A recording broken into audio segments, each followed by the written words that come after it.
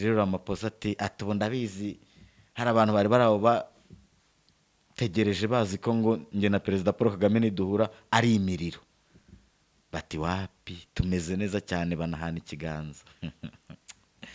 Yego niko bigenda, ni politike ibiri gukorwa kuko bano n'abapolitisiye saba pasteri. Muri politike rero nta mwanzi uhoraho, nta n'umukunzi uhoraho. Ariko nkiraho ngaho reka nibariza akantu gato. Barundi nizere ko mwabibonye, bakongomane nizere ko mwabibonye. Ese Ramaphosa na Kagame bahana ikiganza barimo baseka, bakongomane mwumvise mwarira? Sinzi ababajije ngo ko Tshisekedi ategeze agaragara hariya, ngo ko Ndayishimiye ategeze agaragara hariya. Oya, zirasi inama zabo, ziriya ni inama zishaka ibisubizo by'ibibazo bya Afurika. Ntabwo washaka abantu bashaka guteza intambara muri Afurika ngo bari bujyana mu nama zishaka ibisubizo bya Afurika. No, ntabwo bishobora gushoboka. Kandi ababashutse ngo bishore muri iyo nama, nanjye ngo muri iyo nama, ababashutse ngo bishore muri izo ntambara, bo nibo bitabira izo nama, ntibifuze ko bazigeramo. Bisobanuye ngo bariya ni ibikoresho by'impamvu, buriya bafite ibyo bari kurwana nabyo batanazi n'inyungu zizavamo. M23 yafashe FDLR, ifata Wazalendo, ifata FRDC, hari n'abarundi yafashira bafite, ifata n'abanyarwanda baba muri Kongo mu buryo bunyuranyije n'amategeko, ibasaba no gutaha. None bamwe babyuririyeho bari gushaka kwereka abanyarwanda ngo mwabibonye, ngo ibyo M23 ngo itangiye gukorera abanyarwanda, ngo mu bice itangiye ibyo si birareba nde? Mbese bya bihano bizarangira bite ko ababifashe batangiye kugaruka gushaka u Rwanda, bari kuganira ko bari kugenderana, babwira ko M23 ikomeje gukora umukwabo igamije kugarura umutekano. Icyo nshaka kubivugaho si ibintu byinshi, nuko inzira yose byacamo iri gukora igishoboka cyose ngo ikure umwanzi mu baturage. Iyo nzira izaba, wayivuga uko ushaka, wayishimira utayishimira, iyo nzira igomba kubaho. Icyo cyo abantu babanze bacyumve, banacyakire batyo. Rero abashaka kubigira deba ngo batangire kwerekana ibi bya M23 ngo bimeze gute ngo that's not the case. Ibyo M23 irimo irabizi. Genda sabura tsinze icyo ngukundiye uri umuntu mugabo, urugendo rwiza kandi urugendo ruhire. Promosiyo y'urukundo, gura ikibanza cya $1,950 i Bugesera Kababuye mu miturire. Hamagara 0783 93 793. Marshal Real Estate iduhaye Saint Valentin. Ndabasuje cyane kandi mbahaye ikaze inshuti bakunzi ba Urugendo Online TV. Tugeze muri wa mwanya mwiza cyane, umwanya duhura tukaganira kuri byinshi tuba twabateguriye, tugasangira ibitekerezo, tugasharinga ikiganiro, tugakora like, ibintu byose bikagenda neza. Ni njyewe rero Robert Sympathique iyandemye nkuko musanzwe mubimenyereye, tukaba tugiye kubana muri iki kiganiro cyacu. Mushobora kwibaza muti rero Sympathique nanone tuzaniye iki kuri uyu munsi? Uyu munsi turi buze kugaruka ku byo mukomeje kwibonera hirya no hino ku isi nyine, uburyo u Rwanda nyine rukomeje kugaragara ku ruhando mpuzamahanga. Ariko uyu munsi ubusesenguzi bwanjye buraza cyane kwibanda ku bijyanye n'uburyo u Rwanda ruri gukorana n'amahanga nonaha. No turebe n'ayo mahanga na yahe, turebe noneho n'ibintu bimaze iminsi bivugwa kubera intambara yo muri Kongo, ibihano byagiye bifatwa bigeze hehe, ababifashe bimeze bite, mbese bya bihano bizarangira bite ko ababifashe batangiye kugaruka gushaka u Rwanda, bari kuganira ko bari kugenderana. Murabibona mute? Ejo mwarabibonye perezida w'u Rwanda Paul Kagame na Cyril Ramaphosa wa South Africa barahuye, baraganira, baraseka.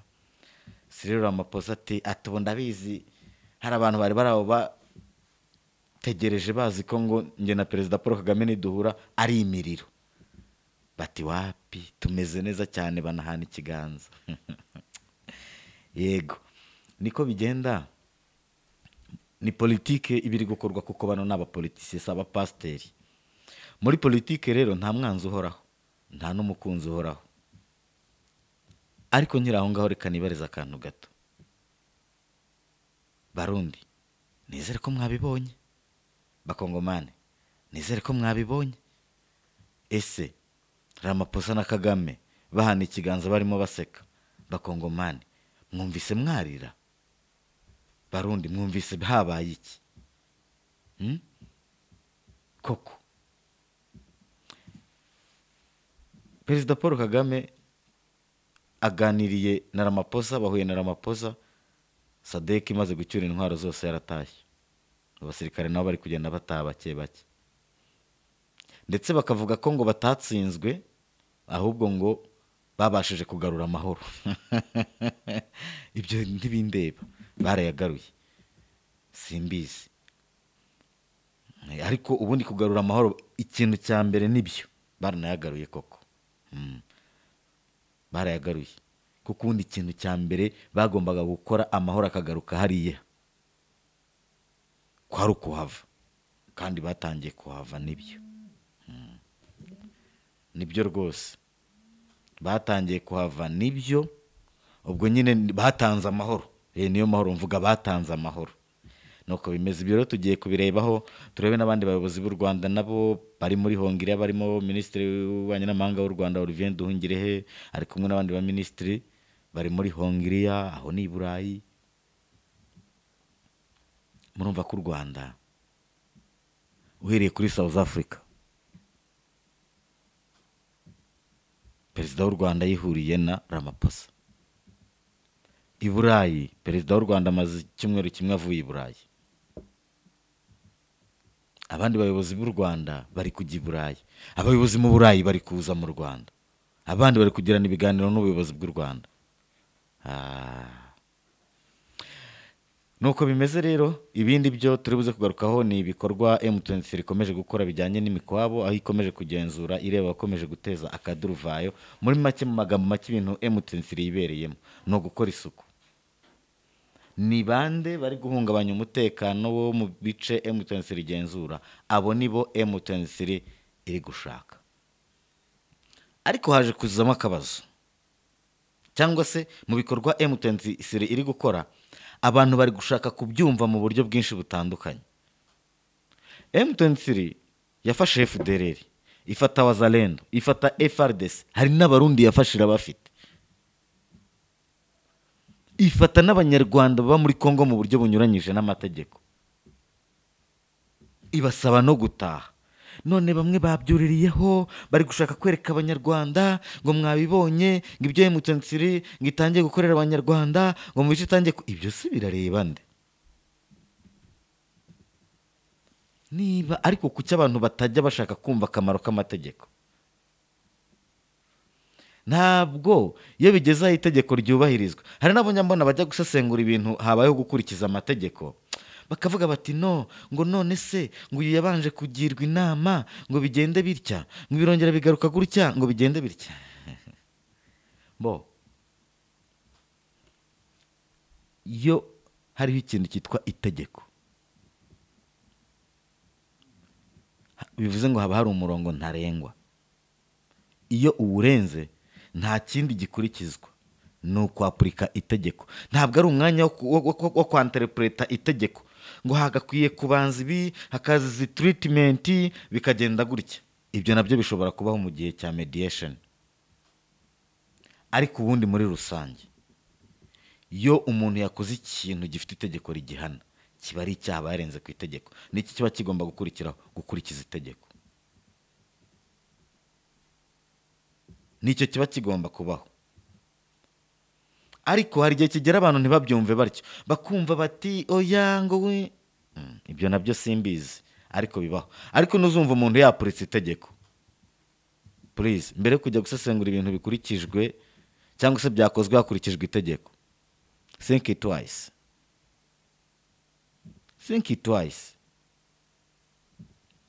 kuko hari aho bigera ugasanga itegeko ryo ntirigoragoza nk'uko uri kubyumva. Ugasanga ntirigoragoza, ugasanga hari ibyo umuntu agomba kuba yujuje kugira ngo atangire bizinesi, ariko agatangira bizinesi azi neza ko hari ibyo atujuje. Noneho abagenzuzi bahagera bakamubwira bati ariko wowe nubwo watangiye hari ibyo utujuje utaremererwa n'inzego, kandi ukaba ubikora utabyemerewe n'inzego, hagakurikizwa itegeko. Noneho aho kugira ngo abantu babyumve gutyo ko yarenze ku mabwiriza akica amategeko akaba agiye kubizira, abantu bati ngo hagombaga kubanza mukaturitinga bikagenda. Okay, simbihakana, ariko mubanze mwumve ko icyo nk'umuntu ushinzwe ibyo bintu akwiye kubareba ni uko itegeko ryishwe akaryubahiriza, cyangwa agasaba ko ryubahirizwa n'ibyo. Nahariya rero icyo nshaka kuvuga ni uko nimba hari abaturage batuye mu bice M23 igenzura, ariko bahatuye mu buryo bunyuranyije n'amategeko, kandi M23 ikaba itifuza umuturage uwo ari we wese wahatura mu buryo bunyuranyije n'amategeko, ubwo murumva M23 yakora iki? Iramutse imenye uwo muntu iwabo ari he, yamujyana ikamugezayo kabisa, yamwoherezayo. Ese kuki kiba ikibazo yari M23 bikoze? Kuki mutajya kubibaza Trump? Ntabwo ajya birukana, abantu hari muri Amerika baye mu buryo bunyuranyije n'amategeko. Kuki mutajya mujya kumubaza uti ko uri kwirukana abaturage gutyo? Ariko kuki mwumva kuri M23 cyaba ikibazo? Mujye kwibaza i Burayi, nabo barabirukana cyangwa bakabafunga. Mu byo M23 iri gukora hariya rero nta tegeko iri kwica, ahubwo yo iri gushaka amahoro. Muti amahoro gute? Bariya abantu barayizengereje, bagaba ibitero, bikaba ibindi. Muri rusange rero reka twinjire mu kiganiro cyacu ku buryo burambuye. Ushobora kwifuza kumvugisha, wampamagara kuri 078 3 55 2 8 ibintu byose bikagenda neza cyane. Twinjira mu kiganiro cyacu. Nyakubahwa Perezida wa Repubulika y'u Rwanda Paul Kagame ejo yitabiriye inama ya CEO Forum, inama yiga ku bukungu n'ibindi hano ku mugabane wa Afurika. Ni inama yitabirwa n'abantu benshi, yitabiriwe n'abantu barenga 2,000, harimo n'abakuru b'ibihugu batandukanye hano ku mugabane wa Afurika. Muri abo bakuru b'ibihugu ndagira ngo mbabwire ko harimo na Perezida Paul Kagame. Iyo bavuze Paul Kagame nyine mujye muhita mwumva ku bashaka kubyumva intore zirusha intambwe, ntabwo ibura kuba iri ahantu hafatirwa ibyemezo bizima bifitiye akamaro abaturage ba Afurika. Ibyo ni bisanzwe kubera ibikorwa byivugira kurusha amagambo. Muri iyo nama rero yahahuriye na nyakubahwa Perezida w'igihugu cya Afurika y'Epfo Cyril Ramaphosa, ndetse banahurira kuri pano y'ibiganiro. Mbere na mbere tutarinjira neza kuri icyo kintu, reka tugaruke ku mubano wari umaze iminsi, cyangwa se ku mwuka wari umaze iminsi utari mwiza hagati y'igihugu cy'u Rwanda na South Africa, biturutse ku kuba South Africa yaradeployinze ingabo muri SADC mu burasirazuba bwa Kongo ifatanyije na Tanzania na Malawi. Bakaba bari baje gufasha Repubulika Iharanira Demokarasi ya Kongo kurwanya M23. Icyo gihe M23 yararwanye mu mujyi wa Goma, ndetse inahangana n'izo ngabo za SADC zirimo n'iza South Africa. Bamwe muri izo ngabo za South Africa bahasiga n'ubuzima. Cyabaye ikibazo, u Rwanda na South Africa barebana nabi. Icyo gihe nyine bafataga ko ngo banavuga ko M23 ngari abanyarwanda n'ibindi, ndetse ngo ko n'ibisasu byarashe aho ingabo za South Africa zari ziri ngo byaraturutse mu Rwanda ariko babivuga n'ibindi, ariko biza gusobanuka. Habaho no kwandikirana kuri X cyane cyane Paul Kagame anyomoza Cyril Ramaphosa wavugaga ko ngo u Rwanda rwarasiye abasirikare, wavugaga ko ngo RDF ari milisia, ari inyeshyamba ngo atari igisirikare cya leta. Perezida Paul Kagame rero azamunyomoza amubwira ko mu byo biganiririye bavuganye harimo ko we yamwibwiriye ko atari ingabo z'u Rwanda, ari Ramaphosa bibwira Perezida Paul Kagame ko atari u Rwanda rwarashe ku ngabo ze. Ibyo na Ramaphosa arabizi. Birakomeza, umwuka ntiwaba mwiza, birangira na SADC inatsinzwe. Ngira ngo murabizi ko batangiye no gutaha bava hariya muri Congo, batahana ikimwaro, batsinzwe bataha nijoro, ntibataha ku manywa. Biriya rero byose biba biri mu nyungu z'ibihugu bayoboye. Iyo Ramaphosa yitwara kuriya aba ari kurengera inyungu z'igihugu cye.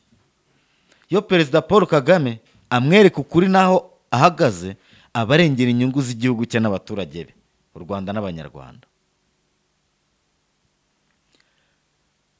Twibuke ko nanone Ramaphosa nk'uwari waserutse mu izina rya SADC aje gufasha Tshisekedi, hariya muri iriya nama ntabwo wahabona Tshisekedi. Perezida w'u Burundi wari wagiye gutabara Tshisekedi Ndayishimiye ntabwo wamubona hariya muri iriya nama. Bisobanuye iki?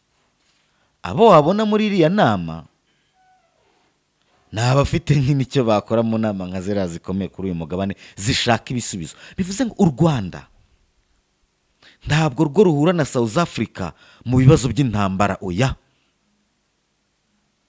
U Rwanda ruhurira na South Africa mu gushaka ibisubizo. South Africa igahurira he na Congo, South Africa igahurira na Congo mu gushoza intambara. Aho ngaho urumva ari nde wayobokwa? U Rwanda ruhurira na South Africa mu gushaka ibisubizo by'umugabane, abandi bagahurira na South Africa mu kwicana hagati yabo nk'abene gihugu, umukongomani ku mukongomani. Ngira ngo mwabonye perezida wa Senegal we yavuze ngo igihe kirageze ngo abaperezida bose bo ku mugabane wa Afurika tugende i Kigali turebe ibyo Perezida Paul Kagame yakoze, nitumara kubireba natwe tugende mu bihugu byacu tubikore.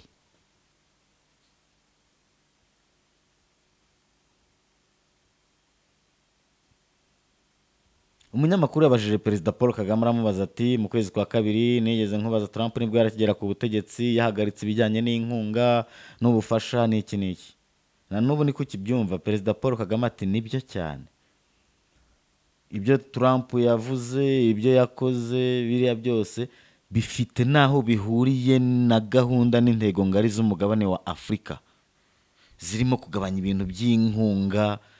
Biriya umuntu aguhereza akagutegeka akakugaragaza gati. Nabwiye nti uzibaza ikintu umuntu aguhereza cyitwa inkunga wacyanga mukabipfa. Umuntu aguha inkunga wayanga mukabipfa.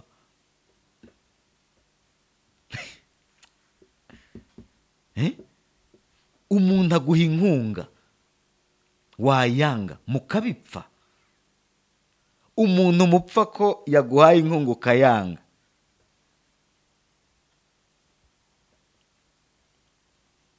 Ntabwo wumva icyo ashaka kugukorera, ko ari ikintu utarebesha amaso nona. Afite icyo ashaka kugukorera, njyewe ntahita nsobanukirwa, ariko ahazaza kandi ikibi cyo kukunyunyuza. Ramaphosa bamuhaye ijambo ati ndabizi, hari abari bazi ko nimbonana na Perezida Paul Kagame ari imiriro umuriro uri buze kwakatiye, mwaribeshye, sibyo. He is my brother.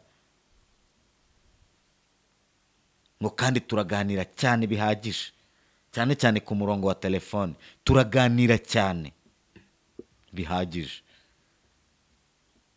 Nta wundi yabwiraga Tshisekedi, nta wundi yabwiraga Ndayishimiye rwose. Nibo bantu ba mbere yabwiraga, kuko mwari muzi ko ari ku ruhande rwanyu atari ku ruhande rwa Perezida Paul Kagame.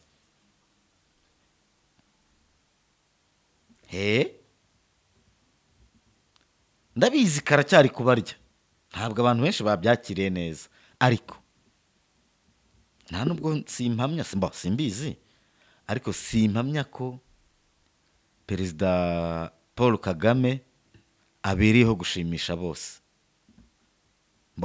Sinzi ko yanashimisha bose, nta nubwo ariko yanakundwa na bose, kuko nge nzi ko hari abagabo bangirwa ibikorwa byabo bya kigabo, nawe rero nzi ko hari benshi bamwangira ibikorwa bye bya kigabo. Kuri nge bitantera ikibazo, kuko abo bamwongerera imbaraga zo gukora, agakomeza akabemeza. Niko bigenda, niko birangira. Kuko perezida Paul Kagame we ni umugabo w'ibintu bibiri bidasigana. Kuri we ijambo n'ibikorwa ni impanga, birajyana, ijambo n'ibikorwa birajyana. Ni nayo mpamvu nyine agaragara nk'igisubizo ahantu hose hari ibibazo ku isi. Niyo mpamvu ari igisubizo ahantu hose hari ibibazo ku isi. Icya mbere, afite umutima wa kimuntu. Icya kabiri, akunda igihugu cye. Icya gatatu, akunda abaturage be. Icya kane, ntacyo wamushukisha kugira ngo akurekurire abanyarwanda bagire uko ushaka. Icya gatanu, imbaraga ze, ubwenge bwe, ubushobozi bwe ntiyabyihariye gusa ngo abiharire n'abanyarwanda gusa, yabihariye n'umugabane wose wa Afurika. Niyo mpamvu utamubura ahari ameza ari gushakirwaho ibisubizo ku mugabane wa Afurika. Abatabasha kugera kuri urwo rwego bakiri kurwana n'isi, bagira ngo banamenyekane ko bariho, binanabika kuri iryo shami, byibura bagacaho akababi kagatuma bavugira kuri BBC. Ibyo ni ibintu byoroshye, nyamara babiterwa n'inzira mbi bahisemo. Burya nubona umuntu w'umugabo ntuzamurwanye, oya, ntabwo uzamubwira uti mfata akaboko, kuko nushaka kurwanya umuntu w'umugabo utazi icyamugejeje ku bugabo bwe, uzakubitirwa mu nzira, uzakubitwa na za mbaraga zamugize umugabo utaramugeraho. Kuko izo mbaraga nizo uhura nazo mbere yuko we umugeraho. Uhura n'imbaraga njyewe ntazi utaramugeraho. Kugira ngo rero umugereho, bigusaba kubanza kudilinga na za mbaraga, kandi nta kindi babigusaba no guca bugufi. Aho ndashaka kuvuga iki? Ndashaka kuvuga ko hari ibintu u Rwanda rwamaze kurenga rwose. Hari ibintu u Rwanda rwamaze kurenga.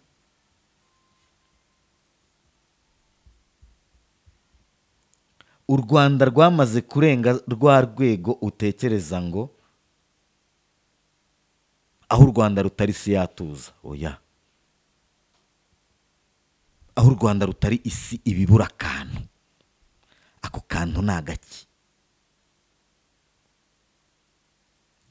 Ni igisubizo.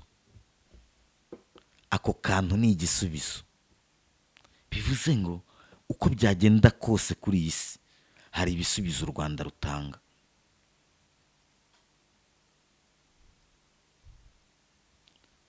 Dutanga ingero se? Dutanga ingero. Tujye mu butumwa bwo kugarura amahoro. Nta kintu na kimwe kiruta amahoro. Mu butumwa bwo kugarura amahoro ku isi, u Rwanda ni igihugu cya kabiri gifite ingabo nyinshi mu kugarura amahoro. Ubundi ndarenga aho ngiye, ariko ntacyo. Reka dukomeze.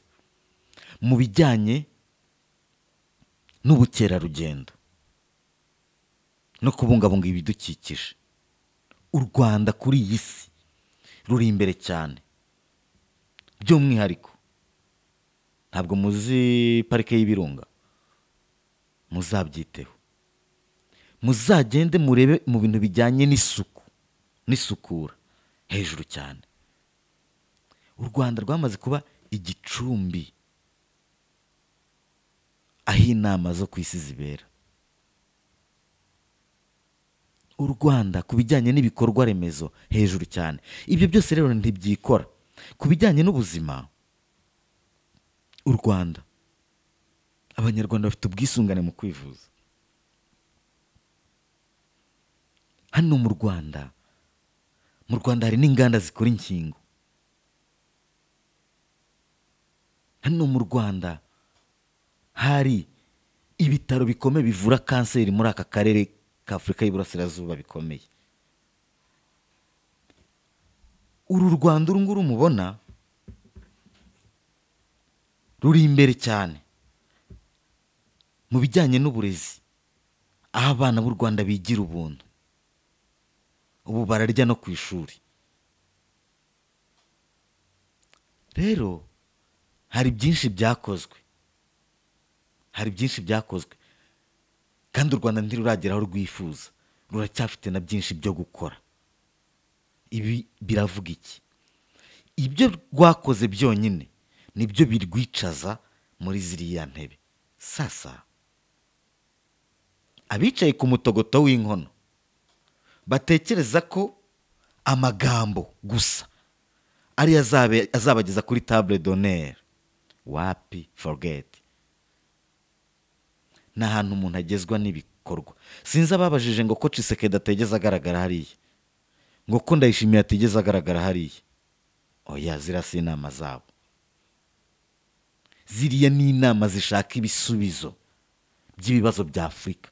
Ntabwo washaka abantu bashaka guteza intambara muri Afurika ngo bari bujyana mu nama zishaka ibisubizo bya Afurika. No, ntabwo bishobora gushoboka. Kandi ababashutse ngo bishore muri iyo nama, nanjye ngo muri iyo nama, ababashutse ngo bishore muri izo ntambara, bo nibo bitabira izo nama, ntibifuze ko bazigeramo. Bisobanuye ngo bariya ni ibikoresho by'impamvu. Buriya bafite ibyo bari kurwana nabyo batanazi n'inyungu zizavamo.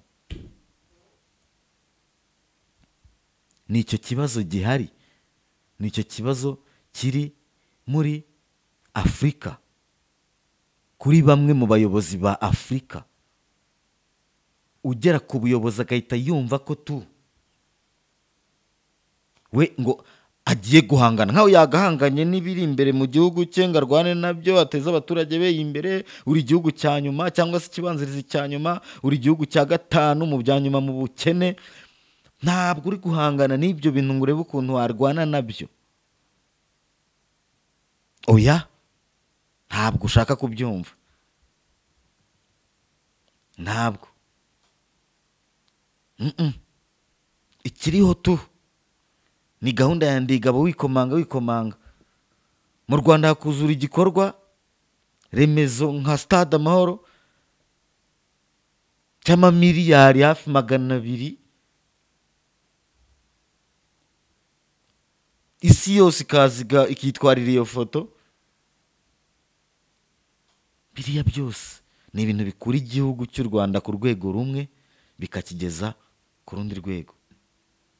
Igihugu umuturage atembera amasaha 24 kuri 24. Hey,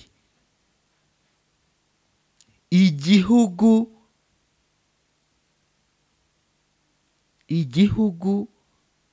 cya kindi umuyobozi n'umuyoborwa bicara bakaganira bagategura icyo bazakora ejo.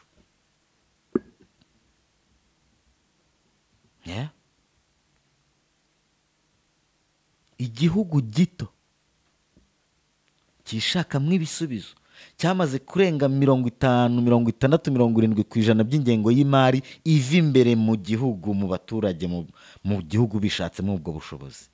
Rwo n'u Rwanda. Noneho ba bandi bo bareba gusa, baba bategereje ngo u Rwanda se rwakwanza ziriya nkunga bakazitwihera? Ndagira nkubwire ko u Rwanda rwamaze kurenga 60-70% rwishakamo ingengo y'imari. Wa mugani mu gihe abandi bakiri kuri 20%, wa mugani waba wibonamo 10% wowe ubwawe cyangwa 20% ku ngengo y'imari yawe. Ugatinyuka kubwira those people the truth. Can you?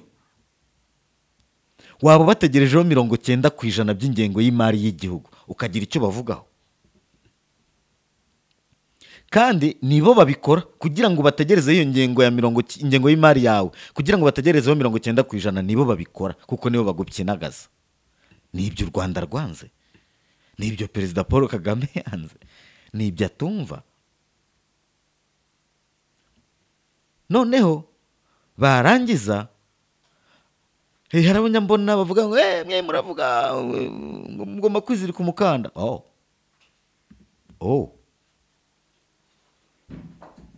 Even Europeans bari kubaho biziritse umukanda. Even Americans the same. They are fighting for making America great again, which means it was no longer great.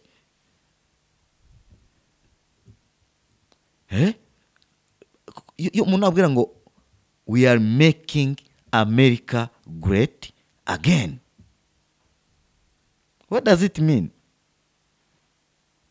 Kongera kugira Amerika igihangange bisobanuye ko Amerika itari ikiri igihangange. Bivuze ngo ubu nabo hari ukuntu bari kwizirika umukanda kugira ngo bongere babe great.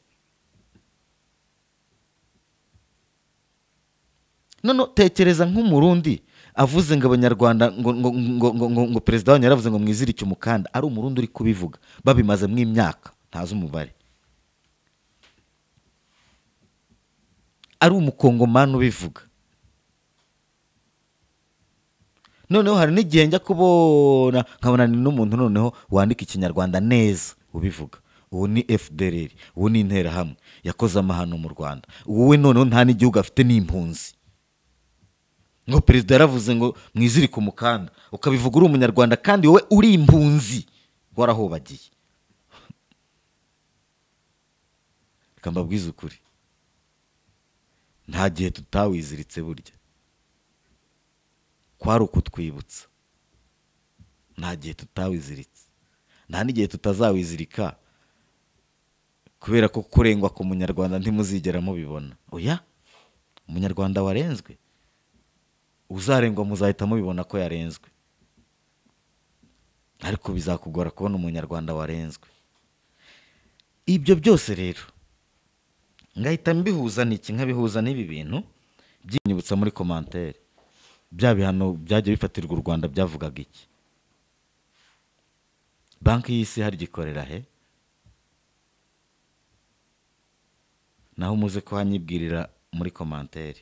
Icyo ni kimwe. Icya kabiri, iki ni cya gihugu cyafatiwe ngo ibihano, nicyo kiri kwiganirira na Banki y'Isi. Ikindi, in Budapest for an official visit, ministers Olivier Nduhungirehe and Neri Mukazayire had a bilateral meeting with Honorable Peter Szijjártó. Szijjártó, Hungary's Minister of Foreign Affairs and Trade. This meeting was the occasion to take stock of the Rwanda-Hungary partnership and explore strategic areas of cooperation in various sectors including education, trade, and investment, as well as sports. Atiyana abaministiri b'u Rwanda Olivier Nduhungirehe w'ububanyi n'amahanga na Neri Mukazayire wa sports bagiranye ibiganiro na Ministri w'ububanyi n'amahanga w'igihugu cya Hongiriya Honorable Peter Szijjártó, Ministri w'ububanyi n'amahanga n'ubucuruzi wa Hongiriya. Iyi nama ikabaye rero umwanya mwiza wo kuganira hagati y'u Rwanda na Hongiriya ku mubano mu mpande cyangwa se mu buryo butandukanye, mu byiciro bitandukanye, harimo mu burezi, mu bucuruzi, mu ishoramari ndetse no muri sports. Urwo ni u Rwanda. Hongiriya ni igihugu cy'i Burayi. Muribuka bya bihano, perezida wacu yari ibereye mu Bufaransa, minisitiri w'ububanyi n'amahanga ari muri Hongiriya, umugaba w'ingabo z'u Rwanda General Mubaraka Muganga yari ari mu Bugereki mu minsi ishize. Umuryango w'ubumwe bw'Uburayi wohereje intumwa yabwo mu biyaga bigari mu Rwanda. Ubumwe bw'Ubwongereza United Kingdom yohereje intumwa yabwo mu biyaga bigari mu Rwanda. Dukomeze. Urwo ni rwa Rwanda. Ikindi nanone, President Kagame met with the host of the ACF 2025. Perezida Paul Kagame w'u Rwanda yahuye n'uwakiriye inama ya Africa CEO Forum 2025. President Alassane Ouattara akaba ari perezida wa Cote d'Ivoire, ni nayo yakiriye inama. The two heads of state discussed ways to further enhance the existing productive bilateral relations between Rwanda and Cote d'Ivoire in different areas. Aba bayobozi b'ibihugu bombi bakaba bagize ibiganiro byibanze ku musaruro ukomeje kuva ku mubano w'ibihugu byombi, u Rwanda na Cote d'Ivoire, muri domaine zitandukanye cyangwa se mu bice bitandukanye. Urwo ni rwa Rwanda. Ikindi nanone nababwira nuko ibi byose biragaragaza iki? Biragaragaza neza u Rwanda icyo ari cyo, ahubwo bikanagaragaza nanone ko bya bindi bajya bavuga ngo nta muhanuzi wabo, ntimubizi. Ni ukuvuga ngo ibihugu duturanye, ni ukuvuga ngo ibihugu bituranye n'u Rwanda nibyo byonyine bitemera ko u Rwanda ari igihangange. Kamisubiremo, ibihugu bituranye n'u Rwanda nibyo byonyine bigishidikanya ku kuba u Rwanda rwaba ari igihangange. Ariko uku gushidikanya ni gushire, uku gushidikanya ni gushire.